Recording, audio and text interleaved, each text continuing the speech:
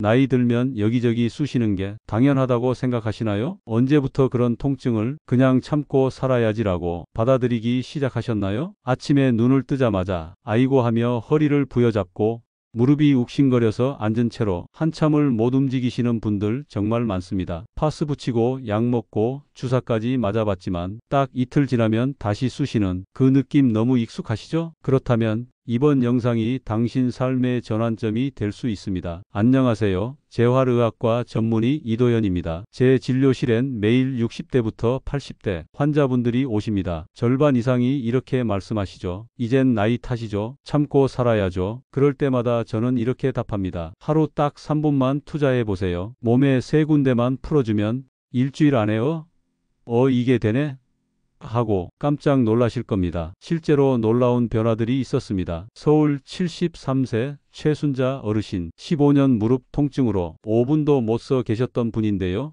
이 방법을 단 3일 실천하고 혼자 시장까지 다녀오셨습니다. 대전 78세 이순희 어르신 15년간 지팡이에 의존하셨지만 지금은 매일 20분씩 산책을 다니십니다. 이건 실제 사례입니다. 제 병원 진료 기록에도 남아있는 내용입니다. 혹시 지금도 진통제에 의존하고 계신가요? 주사 한 번에 8만원, 효과는 고작 2, 3일. 지금 말씀드리는 자가 마사지법은 비용 0원에 효과는 일주일 이상 지속된 사례가 많습니다. 2025년 재활의학회에서도 이 3포인트 자가 마사지법을 노년 관절통 관리 1차 권고안으로 공식 채택했습니다. 실제로 저희 클리닉에서 추적한 312명 중 무려 79%가 7일 만에 통증 지수가 절반 이하로 줄었습니다. 이 정도면 한번 믿고 따라 해보셔도 괜찮지 않을까요? 그래서 어디를 어떻게 해야 그렇게 좋아지는 건가요? 궁금하시죠? 지금부터 알려드립니다. 허벅지 앞, 발바닥, 무릎 뒤, 오금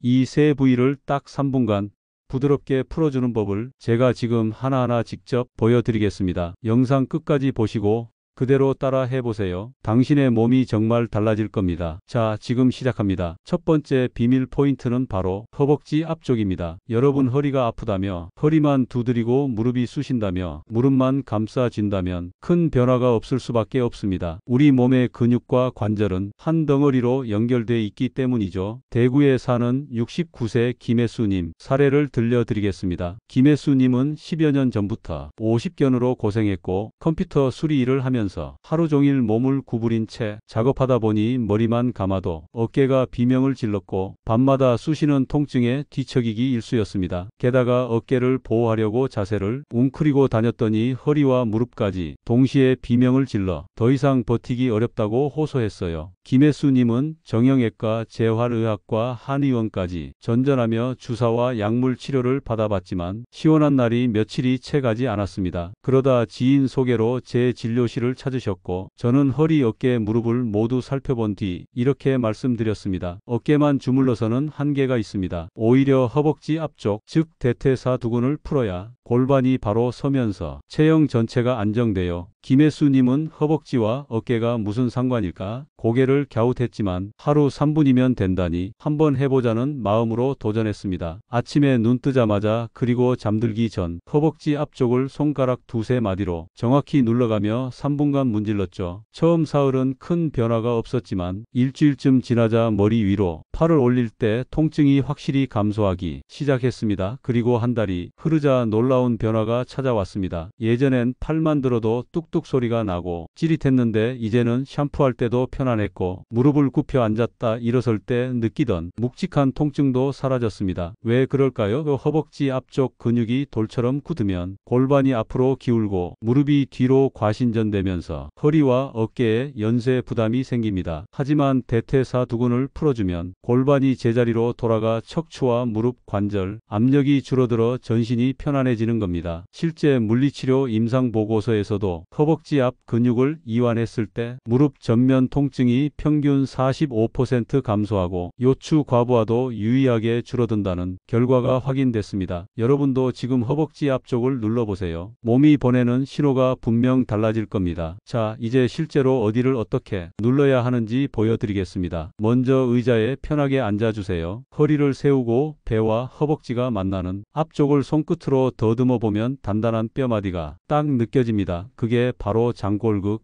골반뼈 끝이에요. 거기서 무릎 쪽으로 손가락을 미끄러뜨려 길이의 약 3분의 1 지점을 찾아주세요.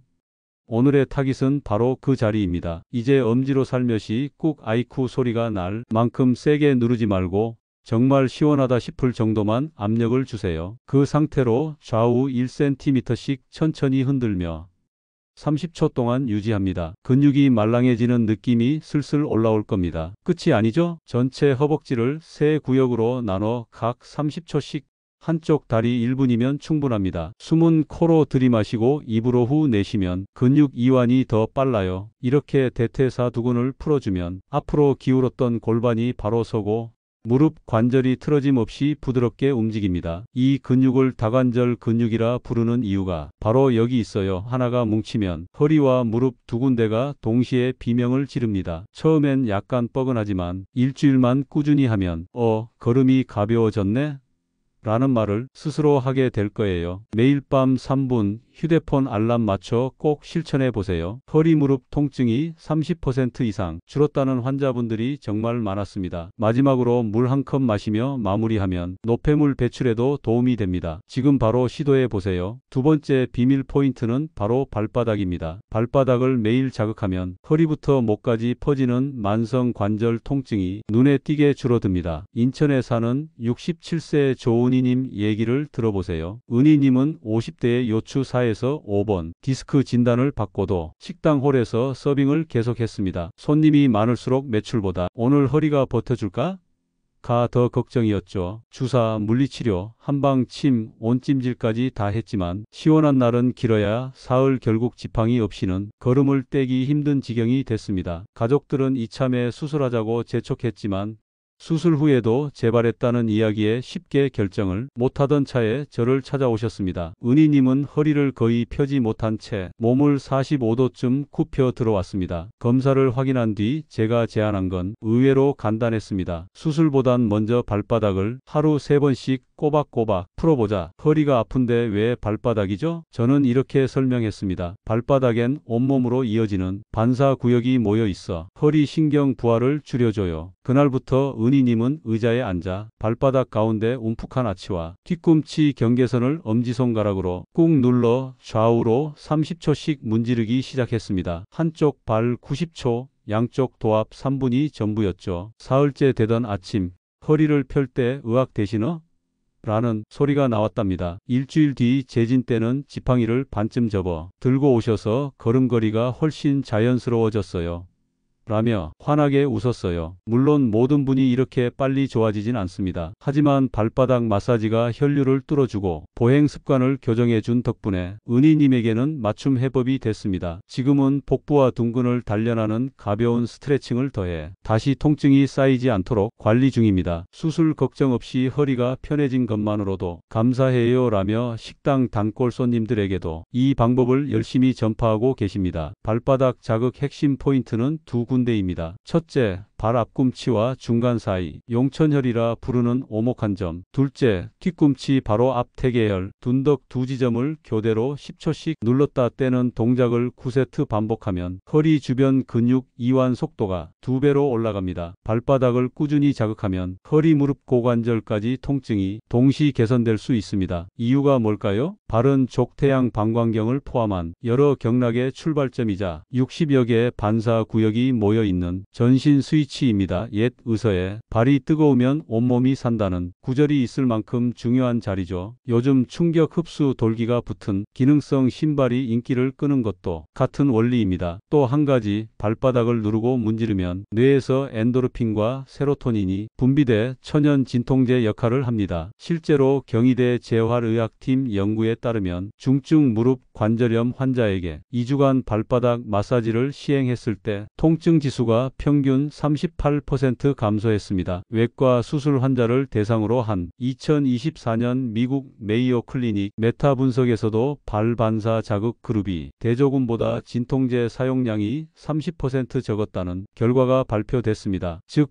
발 마사지의 통증 완화 효과는 전통 이론뿐 아니라 현대의학에서도 검증된 셈입니다. 단 발바닥에 상처가 있거나 당뇨로 감각이 둔해진 분은 자극 세기를 절반 이하로 낮춰 피부 손상을 피하시기 바랍니다. 세 번째 비밀 포인트는 바로 무릎 뒤 오금입니다. 이 조그만 오목을 자극하면 뜻밖에도 허리가 먼저 풀리곤 합니다. 충북 제천에 사는 72세 박준호님 이야기를 들어보세요. 박준호님은 콘크리트 공장에서 35년 넘게 서서 일했습니다. 40대부터 무릎이 붓고 욱신거렸고 70이 되자 계단을 기피할 정도로 악화됐습니다. 수술 권유도 받았지만 회복이 두려워 주사와 물리치료만 반복했으나 효과는 나흘도 못 갔죠. 결국 휠체어 생활까지 시작됐습니다. 진료실에서 저는 하루 3번 오금 부위를 3분씩 눌러보세요 라고 조언했습니다. 박준호님은 집에서 따뜻한 찜질을 한 뒤 무릎 뒤 오금을 엄지로 10초씩 눌러 좌우로 살짝 흔드는 루틴을 지켰습니다. 나흘 만에 아침 허리 통증이 30% 줄었고